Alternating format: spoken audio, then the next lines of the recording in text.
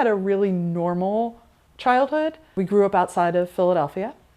When we came out here, it was a lot of, Dad trying to show us everything that was going on that we would never have seen. We would play hide and seek with my dad. He wasn't playing, but we would play, and he would try to find it. He would send people to try to find us. And the favorite space to hide was under Johnny Carson's desk, because he was in the next studio. I had a job delivering scripts for the new Gidget, and then summer job at Wheel of Fortune, answering the phones and opening up Vanna White's fan mail. That was fun. The Greenburg Family Foundation was formed. We raised millions of dollars for services and organizations. And I think there's sort of a legacy of humanitarianism. And we did it as a family. And I really want to make sure that my kids have that there's a way to pass that down. I was going to be a musical theater performer. I went to Emerson College. I couldn't dance and I really wasn't an actor. And then I realized I talked too much. And after a while, it was clear that I needed to find something else to do. And the faculty at Emerson said, go and stage manage. So I did, and I loved it. I arrived in Los Angeles in '91, and there was a review of a show by a theater called Deaf West Theater Company. It was their first show. I had studied sign language in college, so I called them. And I said, look, I see your review. You must need a stage manager at some point. And they said, we have a review.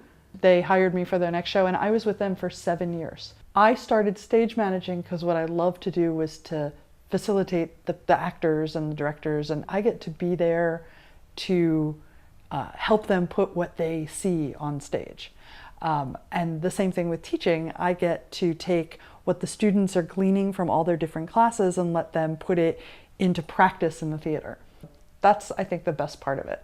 My expectations are extremely high because our students deserve for the bar to be set extremely high. I teach them that rehearsal is change and unmanaged change is chaos. And you can't come back from chaos. So your job is to manage the change. I work primarily for the LA Opera and the LA Phil at the Bowl. And then I do various theatrical productions around town. I'm a mom, and that's like full-time also. I produce and sometimes direct benefit shows, and it just seemed natural to move into directing. And Urinetown was put on the table, and I had never read it, I had never seen it, I had never heard the music from it, and I, of course, said, sure, why not? Because that's what I do. And it was the perfect show for our students. We had a really old piano on wheels, and we would roll the piano out in front of Confucius. And they started rehearsing outside, and people kind of gathered. And we decided to do a number in the dining hall. And one of our students in a big bunny suit and handing out flyers, and it was great.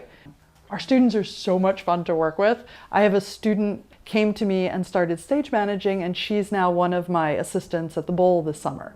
So Cal State LA can be really surprising, but you start to feel like you're part of what's going on campus. I have a vested interest in where the students are going to go and what they're going to do.